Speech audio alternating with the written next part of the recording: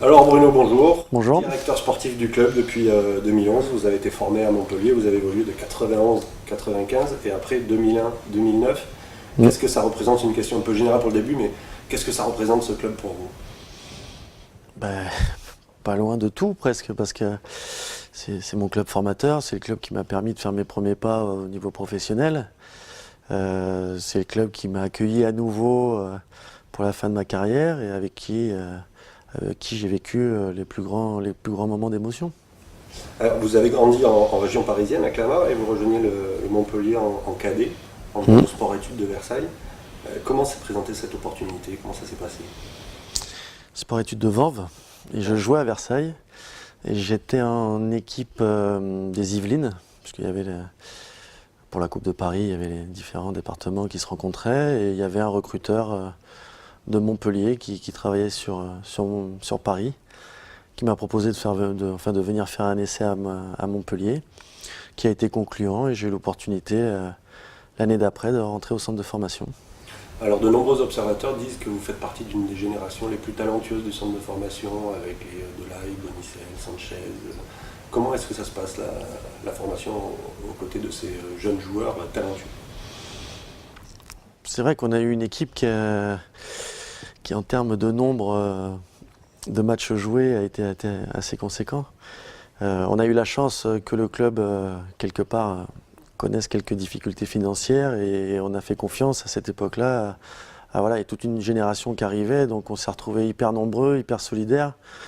Et voilà, donc après on a eu l'opportunité de jouer assez régulièrement ensemble, à 6-7 des fois dans l'équipe.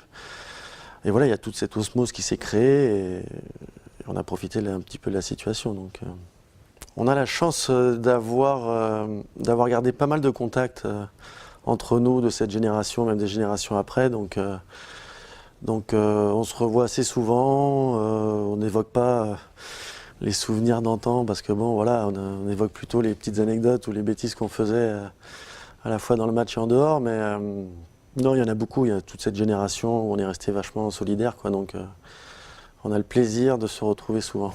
Des bêtises, des anecdotes, il y en a quelques-unes que vous pouvez rendre public, ou il y en a qui vous reviennent à l'esprit? Non, c'était les mises au vert, c'était les stages où on passait du temps à faire des batailles de polochon, des jeux de cartes, des repas entre nous, des sorties. Voilà, on vivait assez en groupe. Le 1er mai 92, qu'est-ce que ça vous évoque comme date? Oh, ça doit être un match du côté de Monaco, où je joue entre guillemets mon premier match, ouais, avec Montpellier. Alors ensuite, vous êtes un des artisans de la victoire en Coupe d'été, hein. C'est les prémices de la Coupe de la Ligue, avec une victoire contre Angers. Vous évoluez à cette époque au poste de libéraux aux côtés d'Erzakarian. Et après, vous montez la saison d'après? Ouais, je dépannais, ouais. C'est du dépannage? Ouais. Je suis arrivé milieu côté, milieu relayeur. Après, j'ai joué devant la défense, j'ai dépanné derrière. Et c'est vrai que j'ai eu la chance de pouvoir démarrer au poste de libéraux, parce qu'il y avait des joueurs blessés et un manque à ce poste-là. Comment ça se passe aux côtés de Erzakarian, qui à l'époque est un des vieux routiers du club? Bah, très bien, très bien. Je crois qu'aujourd'hui, on peut que remercier les anciens qu'il y avait à l'époque. Je pense aussi à Thierry Loret, voilà, qui était un peu la charnière de l'époque, qui ont été assez durs, mais très justes avec nous, et qui nous ont appris le métier de très belle manière. Est-ce qu'il y a un joueur qui vous a impressionné plus qu'un autre à cette époque, au début où vous avez commencé? Oh, à cette époque-là, on ne fait pas forcément attention à la qualité des joueurs qu'il peut y avoir. On pense qu'à une chose, c'est démarrer une rencontre, c'est essayer d'être sur la feuille de match, c'est démarrer la carrière au plus vite possible. Et encore une fois, on a eu la chance d'avoir des anciens qui nous ont bien encadrés, qui nous ont appris le respect, les ficelles un petit peu du métier, toutes ces choses-là. Donc voilà, après des talentueux, il y en a eu beaucoup, parce que il y avait Jacek Ziober, il y avait Hazanovic. Voilà, après, on était plus à regarder ce que faisait l'un et l'autre que regarder les qualités qu'il y avait dans le groupe. D'accord. En 94, 4 ans après le premier titre du club, et c'est votre deuxième saison pleine, hein, je crois, vous atteignez la finale de la Coupe de France, grâce à un match héroïque en demi-finale, à Lens, 2-0, vous marquez. Vous vous en rappelez, dans quelles circonstances ça s'est passé, ce but, et qu'est-ce que vous avez éprouvé? Il me semble que je repique un petit peu vers là, que je fais une frappe qui est déviée tout au début, qui prend une trajectoire un peu bizarre pour lober le gardien. Je me souviens beaucoup de l'ambiance qu'il y avait, parce que nous, on arrivait, on était peut-être inconscients, parce qu'on était plus à faire voilà, un petit peu les fous entre nous. On venait de gagner à Marseille au pénalty, donc déjà, bon, on se disait que c'était peut-être réalisable. Et puis on arrive à Lens avec une ambiance extraordinaire, le public déjà présent depuis 2 heures dans le stade, et le début du match qui se passe pas trop mal, donc on se dit, bon, c'est peut-être notre chance, quoi, voilà. Et puis quand on marque le deuxième but, on est resté vachement concentré jusqu'à la fin de la rencontre. Par contre, une fois que ça a été fait, voilà, c'était une des premières émotions qu'on a ressenties tous ensemble, parce qu'on s'est dit, on va faire une finale, voilà, on va démarrer quelque chose, on va vivre un grand moment pour nous, quoi. Même si on sait que ça a été un peu plus difficile par la suite. Voilà, justement, donc la finale, vous la perdez, défaite, mais on sent quand même qu'un groupe est né avec 7 joueurs issus du centre de formation. C'est vraiment une finale entre potes ou...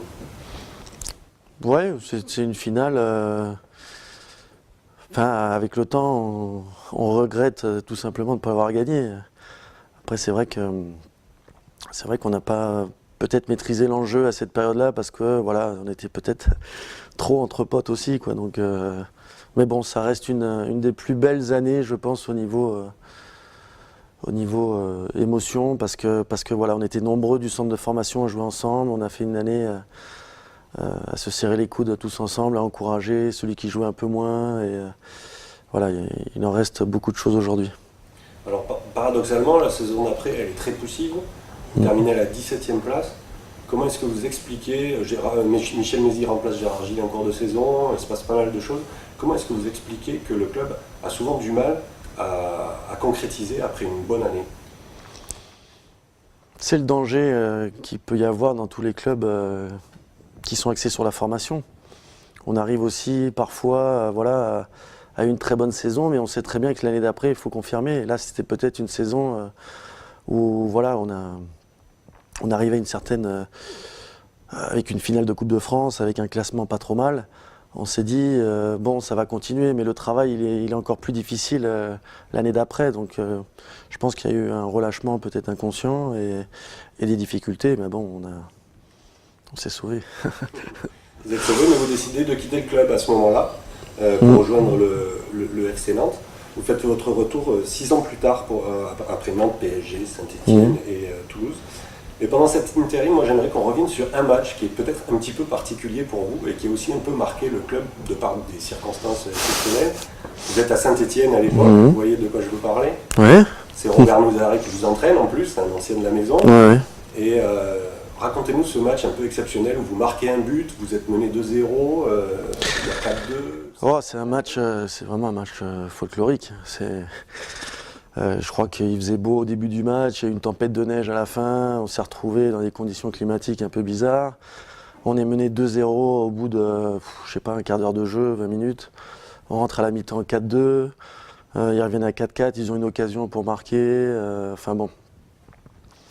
Voilà, c'était un match particulier, mais c'était surtout un match qui a été décisif après par rapport à Montpellier. C'est surtout ça qui reste après. Forcément, j'étais sensible à ça, mais bon, en jouant avec une autre équipe, on se doit de faire le maximum.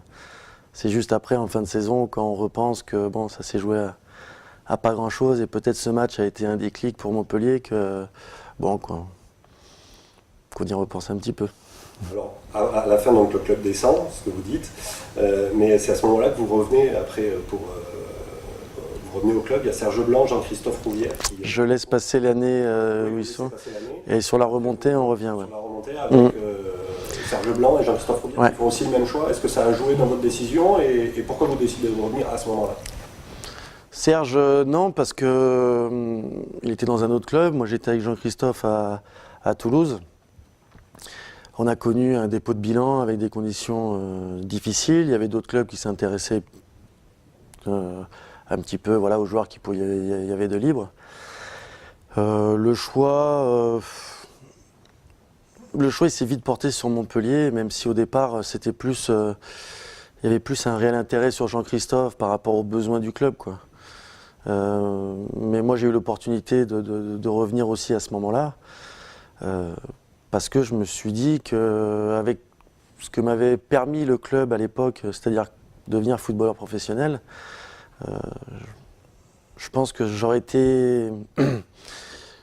Je me devais de revenir dans des conditions quand même physiques et mentales assez fortes pour pouvoir rendre un petit peu au club ce qu'il m'avait donné. Donc je crois que j'avais 29 ans à l'époque, j'avais tourné 6 ans. Bon voilà, j'avais envie de revenir en étant assez costaud pour amener quelque chose.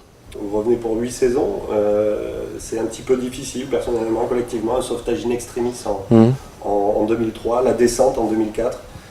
Vous restez au club pendant toutes ces années et vous frôlez même la descente en national en 2007. Est-ce que c'est le pire moment du club dans ces dernières années où vous sentez que vous pouvez basculer vers... Non, sur ce qu'on a vécu, honnêtement, oui. Et moi, au niveau sportif, ça a été des années très compliquées.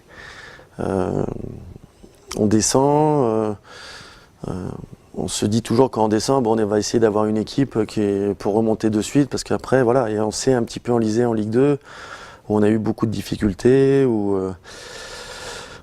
l'année où on a failli descendre en national, je marque à Créteil un but que j'ai jamais réussi à refaire à l'entraînement. Donc voilà, il y a des choses où on se dit, ouais, on n'est pas loin de toucher le fond, quoi. Mais je pense que c'est à partir de là où quelque part il y a une nouvelle histoire qui s'est créée, quoi. Voilà, dans une très grosse difficulté, ça a toujours été un club avec des histoires d'hommes et les gens à la tête du club ont été toujours là, et même dans la difficulté. Donc voilà, il y a quelque chose, honnêtement, c'est une période très difficile, mais on se sentait à nouveau que de toute façon la paillade allait renaître. Alors à propos d'histoire d'hommes, c'était Roland Courbis à l'époque, l'entraîneur. Quel rôle est-ce qu'il joue dans ce sauvetage? Il est arrivé, il restait 4 matchs, je crois. Il est arrivé avec sa verve, avec cette façon de dédramatiser un petit peu l'événement et de remettre tout le monde très vite en confiance sur des choses simples. Voilà, il a dit j'ai pas le temps, on va pas compliquer les choses. On va se faire quelques schémas, quelque chose, et voilà, et on verra bien. Et puis c'est vrai qu'on perd à Créteil. Et ce soir-là, honnêtement, on se voyait en national. Mais on gagne les 3 matchs derrière avec beaucoup de solidarité, beaucoup d'envie. Et à partir de là, il y a quelque chose qui à nouveau s'est recréé autour de l'équipe. Une bonne saison la saison suivante. Et puis correct. Vous finissez 8e. La saison suivante, 2008-2009. Pendant l'avant-saison, Roland, vous parlez déjà du dernier match contre Strasbourg. Est-ce que vous sentez à ce moment-là que vous avez une équipe pour jouer la montée? Il y a un recrutement intelligent avec des arrivées de Gary Boccali, Marvaux, Timo Costa, le retour de Zodic. Est-ce que vous sentez à ce moment-là que vous êtes armé pour retrouver l'élite? Pas forcément au début. On sort de tellement d'années compliquées qu'on se dit, bon, l'équipe s'est renforcée, on va jouer forcément la montée parce qu'on se doit de la jouer. Mais on reste très prudent et voilà, et on se dit pourquoi pas nous, tout simplement. Et c'est vrai que le coach démarre la saison en nous disant et si on avait la chance de finir la saison sur un match pour la montée, et si on se donnait ça comme challenge, et puis c'est parti de là, et toute l'année on pensait à ce match de Strasbourg, et puis on y arrive et on était prêts tout simplement. Moi, c'est la dernière fois en tant que footballeur avec une licence que j'assiste au match, quoi. Alors c'est vrai que c'était une saison où j'avais démarré. Milieu de saison, il y avait l'avènement un petit peu de Mapou, dont on est tous très contents. Donc, mais c'est vrai que voilà, à partir de là, j'ai été un petit peu plus dans l'extra du groupe que vraiment sur le terrain. Donc je le vis d'une manière un peu particulière, mais avec un seul objectif de toute façon, c'est la remontée, parce que voilà, si j'arrête ce soir-là, ça ne peut finir que sur une remontée pour laisser le club où il était, quoi. Donc quelque part, c'est un dernier match, beaucoup de monde, les joueurs qui sortent avec un petit message sur le t-shirt pour moi. Je rentre à l'échauffement, je fais le coup d'envoi avec ma fille. Voilà, c'est chargé d'émotions, mais avec toujours, voilà. Ça ne peut être beau que s'il y a le résultat à la fin. c'est le scénario, enfin rêvé, oui, quelque part rêvé par rapport à la saison. Rêver, ça aurait été que je rentre et que je marque un but qui fasse monter. Non, mais bon, ne rêvons pas trop. C'était déjà assez beau comme ça. Ouais. J'ai trouvé ça, en termes d'émotion, c'était assez fort. Ouais. On a vraiment l'impression que le club, c'est un peu ça, l'ascenseur émotionnel. Un coup, on se bat pour pas descendre en national et 2 ans après, on monte en Ligue 1, alors que Strasbourg avait la possibilité de monter. C'est ça aussi, c'est qu'en gagnant, vous éjectez Strasbourg. Et quand on sait le destin qu'a connu Strasbourg par la suite, c'est ça, on a l'impression de vivre toujours cet ascenseur émotionnel. Et alors quand on est acteur comme vous, comment ça se gère? On dit souvent que Montpellier est un club familial et dans chaque famille, on connaît beaucoup d'émotions et beaucoup de hauts et de bas aussi. Donc non, ça se gère au travers des contacts qu'il y a permanents entre les gens du club. Il y a des gens qui sont ici depuis le début, qui sont là depuis 20 ans, depuis 30 ans, 15 ans. Enfin bon, il y a toujours